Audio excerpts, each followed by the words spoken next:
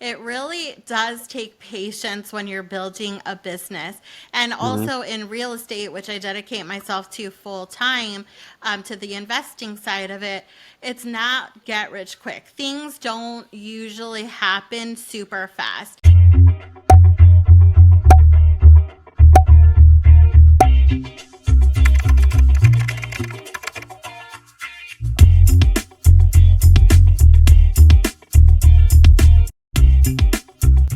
Hello, and welcome to this episode of the Ask Valor Masterminds podcast, brought to you by A Advanced Services and Fuse Networks. My name's Galen, And I'm Joe. and we're coming at you from the Creative Block Studios in Seattle, Washington.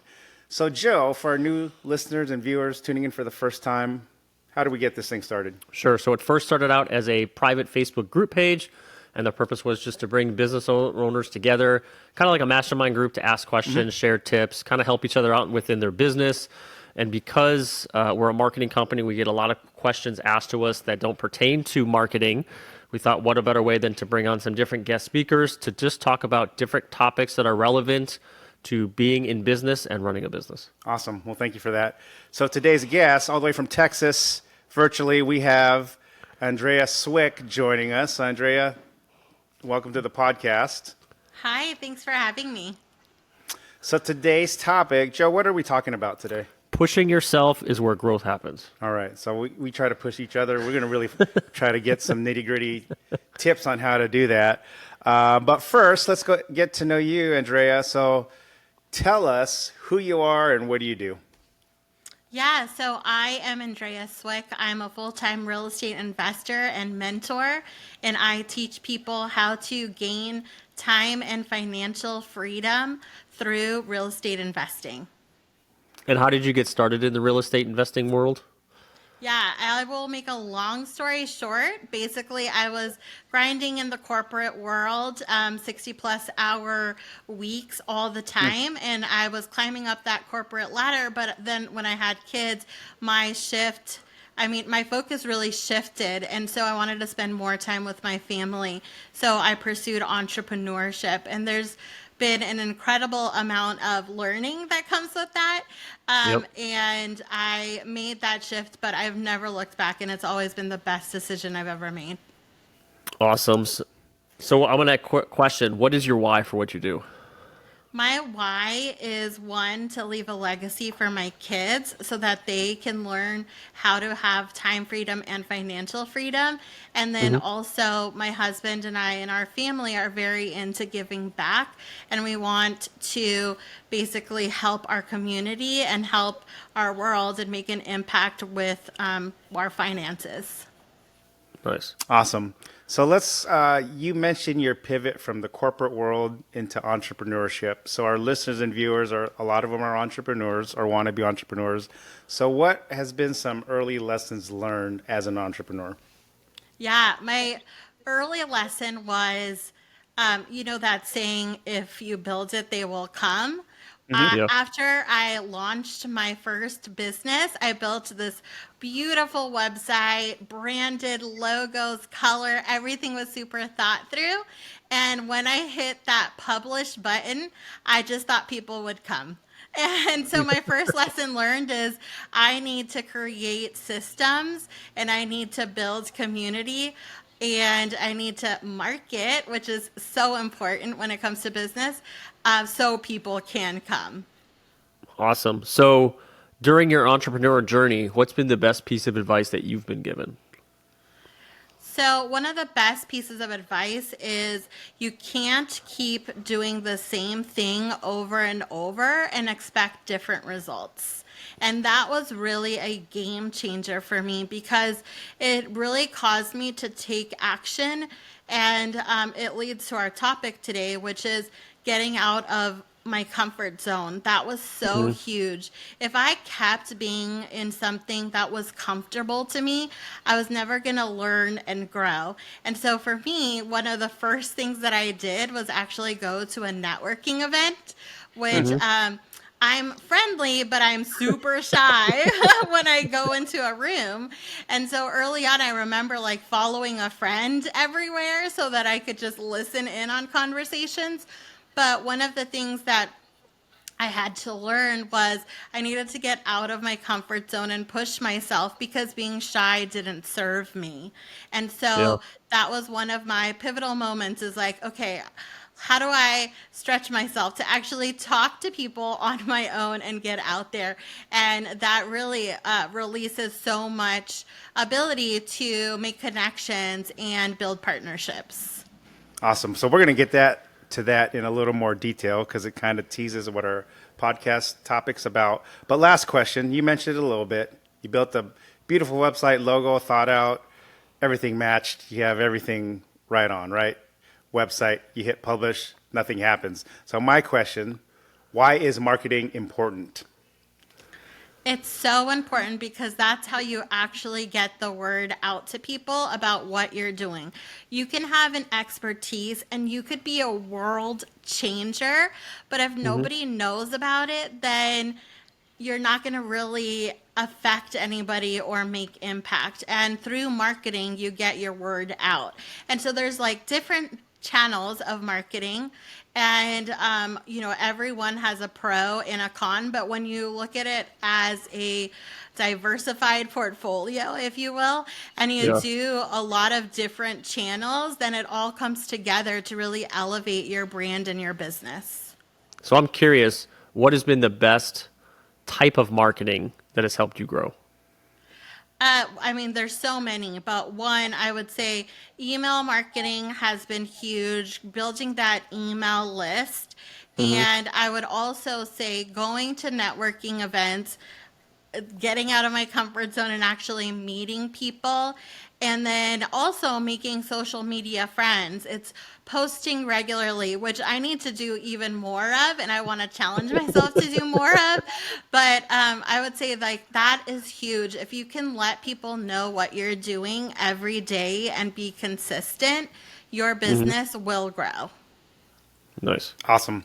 So we are at the part of our podcast, our A Advanced Services Pump You Up Quote of the Day. So we asked for a quote from Andrea, and I'll read it and then get your quick thought.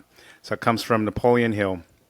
Patience, persistence, and perspiration make an unbeatable combination for success. So talk to us why that is so important to you.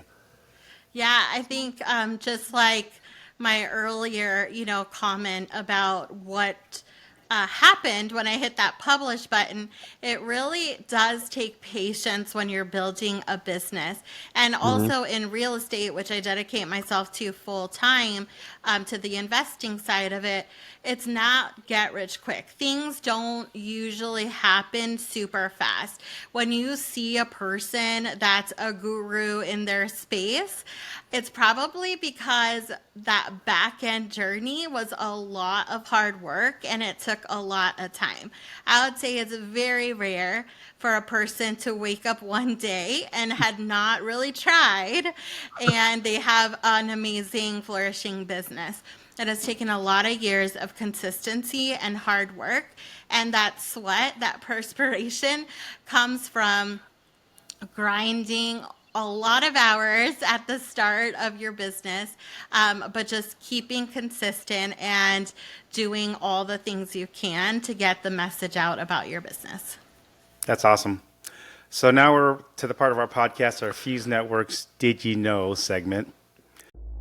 Millions of cybercriminals are out there on a daily basis trying to steal your information. It's not a matter of if, it's when. Small businesses account for 58% of cyber attacks annually.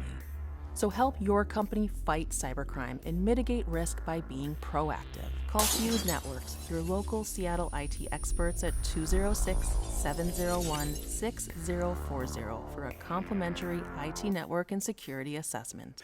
So before we get into the topic of pushing yourself is where growth happens, a lot of it is fear. And I will have to say, I'm going to read this stat and do a couple things different than we normally do it. But this is probably my favorite word we've ever done the podcast in the 4 years. So a tickyphobia, like a tickyphobia, it's like jam on it, right?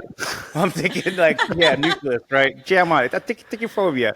So you said a tickyphobia affects an estimated 2 to 5% of the population. Symptoms of an irrational fear of failure can range from mild to extreme. So I'm going to read the definition as I found it online. Atychophobia is an intense fear of failure. It comes from the Greek word atykes, meaning unfortunate. So this fear, you mentioned pushing yourself, going to networking events and everything. 2 to 5% of the population of whatever 330 million and change is a pretty significant number. Why is that important? Yeah, I mean, I think that fear can hold us back from great things. And when I first started off in real estate investing, right, I came from corporate. All I knew about investing was my 401k. And there was a huge leap of faith that I had to do.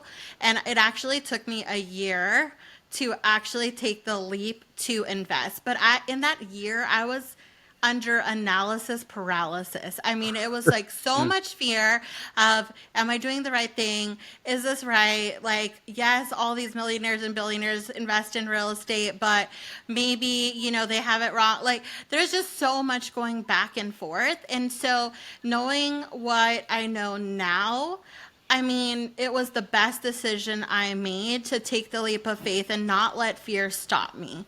And I would say, like, for any business owner, whether it's starting or scaling, if you do feel some fear, then it's actually a good thing because it's going to allow you to grow. And I have a really fun story whenever we get to it about how I conquered fear.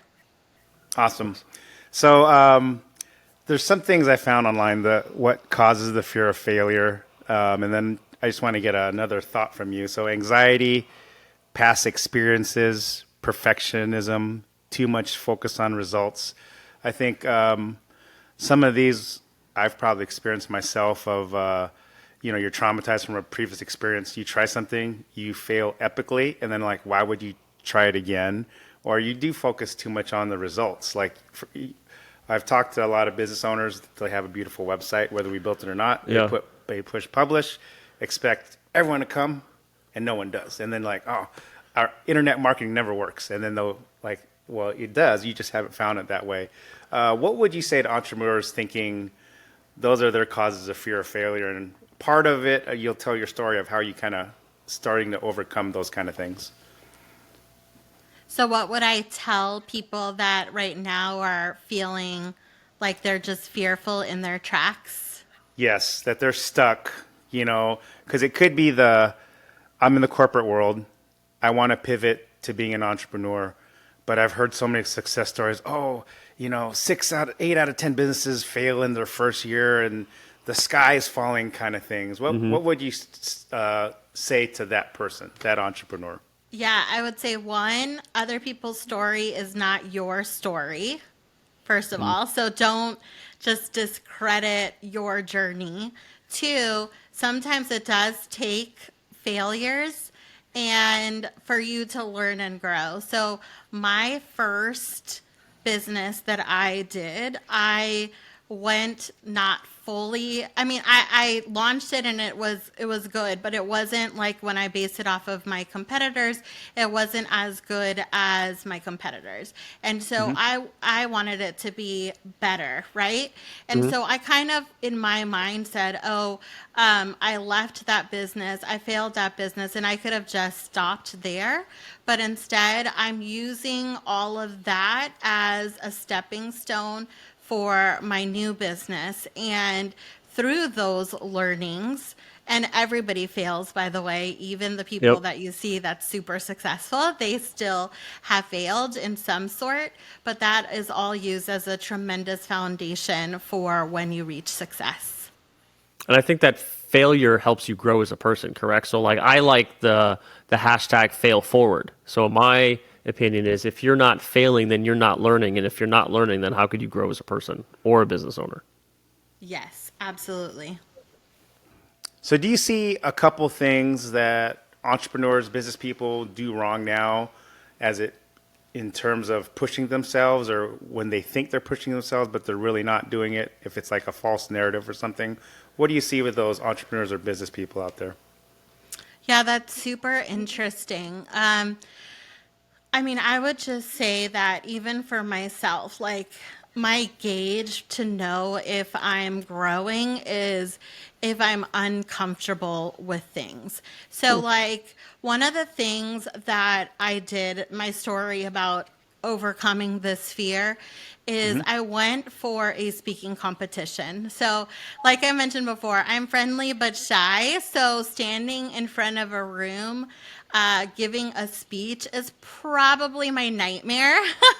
But I wanted to grow and I wanted to start helping people learn how to invest in real estate, just of how it changed my life.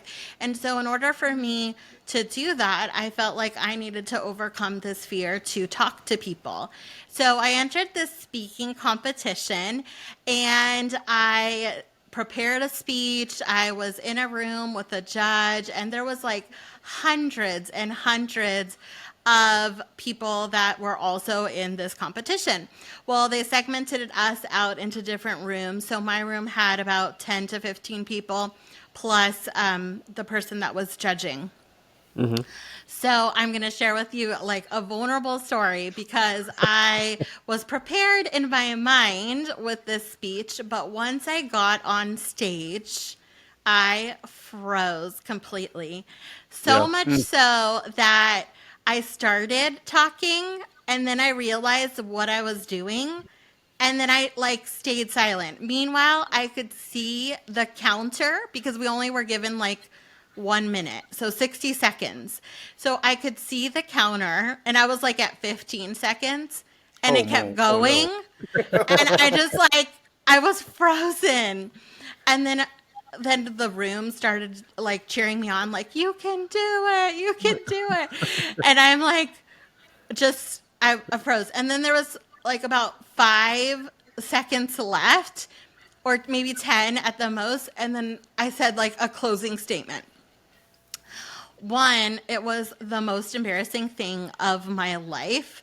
Two, after I was done, I called my husband and I'm like, what am I doing? Why am I why am I trying to be this person that I am not? You know, this is Hmm. not me. It's not me. And so he was like, just stay in there. You never know. Just like maybe you'll learn something from staying because there was people that were going to move on to the second level. Right.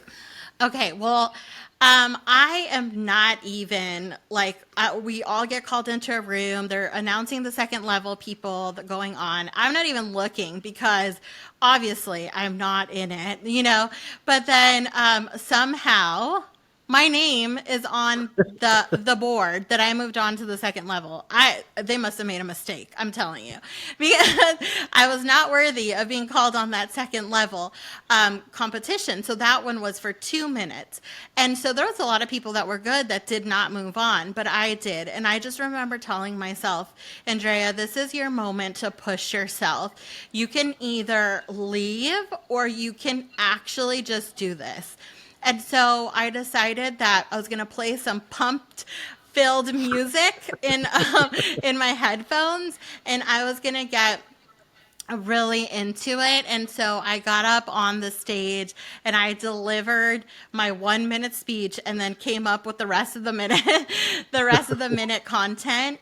And that's where, I mean, I didn't move on to the third level, but I felt so redeemed. And there was a tremendous amount of confidence that came from conquering my failure in that first round, conquering my shyness, conquering things that I never thought possible. And that alone has exponentially made me more confident in my business, not just in public speaking, but like to do anything. Like I am on Hmm. top of the world since doing that. And what I want to relate to your listeners is that it could be anything. It could be a fear of heights. It could be, whatever their fears are. If they lean into it and try to overcome it, I feel like that unlocks confidence in so many areas of your life.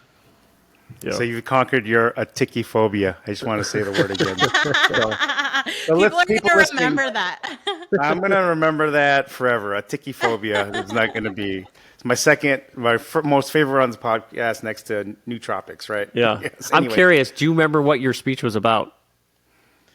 I remember that it was about mindset and having a voice in my head. And so it was a very vulnerable subject for Yeah. me because I talked about how sometimes we have like a negative Nancy in our brains. Maybe Yep. y'all have negative Jose's or something. I don't know. Oh no, But there's negative Nancy, negative Ned. There's the whole family and yeah, cousins yeah, sometimes in the back mind. So we got right. the whole family Yes. reunion of negativos Yeah, sometimes. So. yeah, exactly. So that I was talking on that subject. All right, so to our audience, let's get real with them. Best practices, right? Not everyone could face their fear of fear of failure, but what would you say would be a good step to start for those entrepreneurs, want-to-be entrepreneurs, the small business owners out there to kind of push themselves for that growth? Because it sounds like it starts individual growth, and then it affects, like Joe said, you start individual, and then it helps your business. What would be some things you could share with our audience on how to get started on the right path? Yeah, I would say one is look into growth mindset. And one, it's taking all those negative beliefs out of your head and really focusing on the positives and then being your own cheerleader. Like, you can do it. You are amazing. You are worthy. And other people have whatever, it is that you're looking at or success. You can do it too, and you're on your own journey. And I would say keep your eyes laser focused on your path and your purpose, and don't get sidetracked by looking at, what other people are doing, because comparison, oh my goodness, is like so negative, and so that alone, like if people can just take that away, that would be amazing. Nice. I'm curious. So, part of being in real estate, where did you start from your first piece of property and where are you at now? Yeah, so I started with one long-term rental in Austin, Texas. Actually, have never seen it in person, which is a little crazy to say, but I have a trusted team there. And now I am at 1,800 units. And so it's a mix of long-term, short-term, multifamily, triple net, and growing Wow. Oh, that's awesome. And what's the time frame for your growth in from 5 where you years.